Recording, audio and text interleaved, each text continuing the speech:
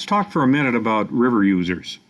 How any of you, Mike, you may have some observations about what you've seen for the changes in use of the river and the area along the river since the dams were taken out.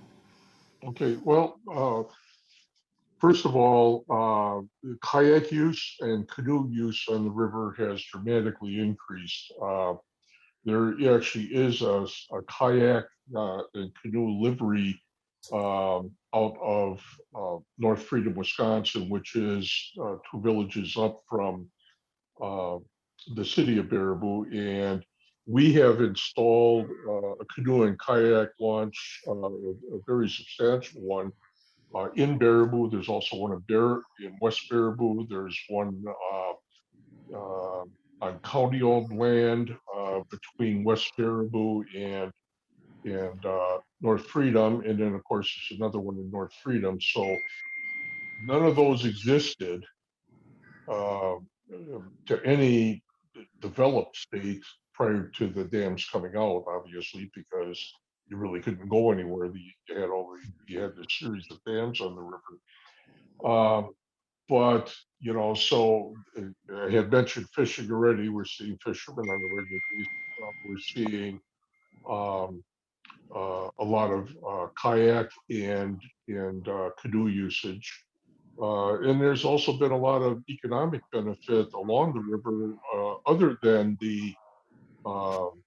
than the kayak rental that's up in North Freedom.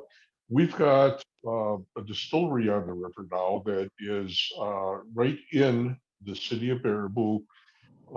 It's on a nice, fast flowing segment of the river. We've got a big patio out in the back of the distillery where it's a restaurant also.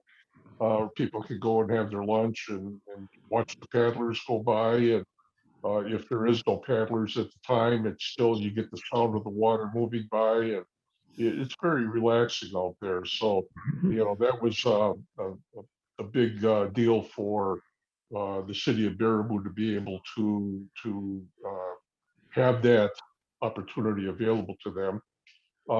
Right now, on the other side of the river, we're getting 63 nice apartment units being constructed. It's about a $6 million construction project, and that's going to bring 63 families or individuals, whatever, uh, that are going to have their apartments with nice views of the river. It's just, we built our new city hall right along the river bank. So, we're seeing development occur that would not, in my estimation, have occurred with all of those mill ponds on it, because all it was just stagnant water. Um, it really didn't have any eye appeal. But now with the ripples and the sound of the moving water, I think is just very soothing for people. The Riverwalk also is uh, heavily used. Hundreds of people a day. Mm-hmm. And you also have the Ice Age Trail along the river, don't you? Yeah. So when we built the Riverwalk, when we started, we had a plan and worked the plan, obviously. When the Ice Age Trail people came up to Baraboo and saw what we had, they asked us if we would, consider having the trail run along the Riverwalk. We said absolutely. So right now, the Ice Age Trail and the partially constructed Great Sauk State Trail that's going to run from Dane County up through Reedsburg and then connect to the 400 trail. That's probably going to be a 15 to 20-year build out, because you've got all of these different Mm-hmm. municipal entities that it's got to meander through. But um, I mean, it's really going to be a destination. And you talked about the Kiwanis before, and they're taking on the the Riverwalk project. So the way it's been working is this: when we get a segment that we're going to improve, we will go to the stewardship people at the DNR. They will fund 50% of the cost of whatever it is that we're doing. Then 25% comes from the city and 25% comes from the Kiwanis. So that's how we do it. So from a taxpayer standpoint, you're getting a river walk constructed for 25% of the cost that it would have cost if you would have had to do it on your own. That's tremendous savings. Last year, we put in a $400,000 pedestrian bridge over the river just east of Circus Road Museum. Very heavily used. It now forms a real nice, about a 2-mile loop that people can park in Circus Road Museum's parking lot, go over the bridge, do the whole loop, come back around through the parking lot and back to their car, and they never cross the same part of water twice. So that's pretty impressive also. So Mhm. there's a lot going on.